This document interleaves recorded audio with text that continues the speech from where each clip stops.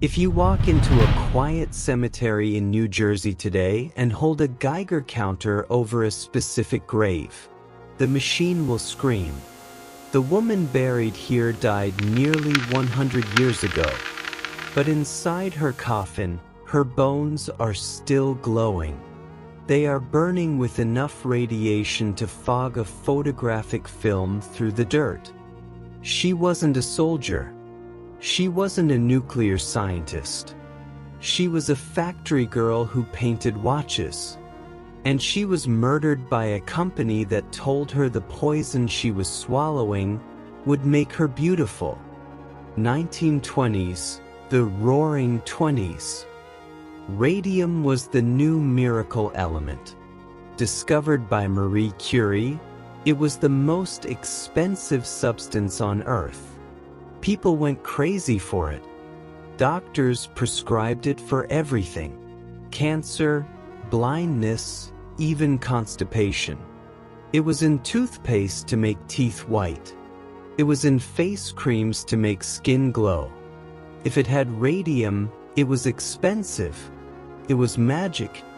For Katherine Schaub, getting a job at the US Radium Corporation was like winning the lottery. It wasn't a dirty factory. It was a studio. The pay was huge, $20 a week. That's nearly $400 today. Their job was simple: paint the numbers on watch dials using a glowing paint called undark. But the brushes were tiny. To get the perfect point, the supervisors taught the girls a specific technique. Put the brush in your mouth to sharpen it. Dip it in the radium. Paint the dial.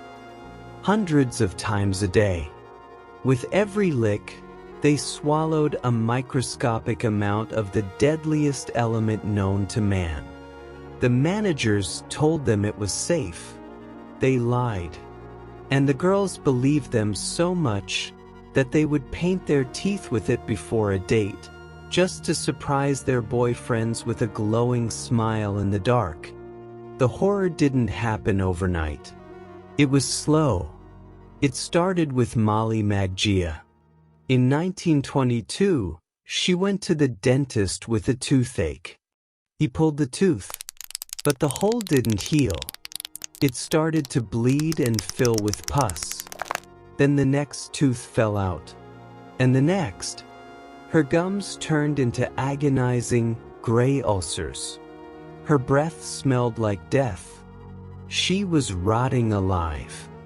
One day, her dentist reached into her mouth to gently examine a loose bone.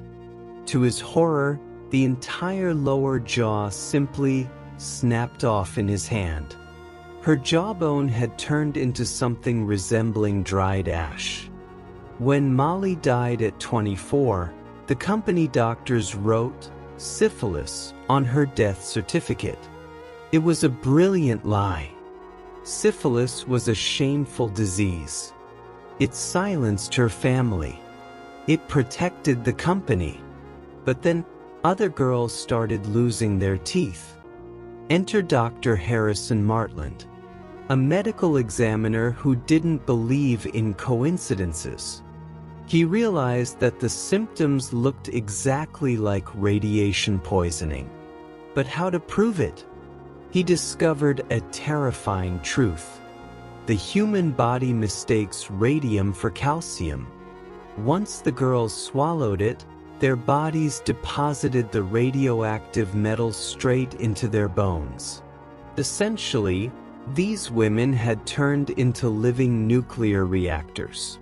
They were radiating energy from the inside out, shredding their own DNA every second of every day. 5 of them, led by Grace Fryer, sued. But the company US Radium played dirty. They knew the girls were dying. Their strategy was simple: delay the trial until the plaintiffs were dead.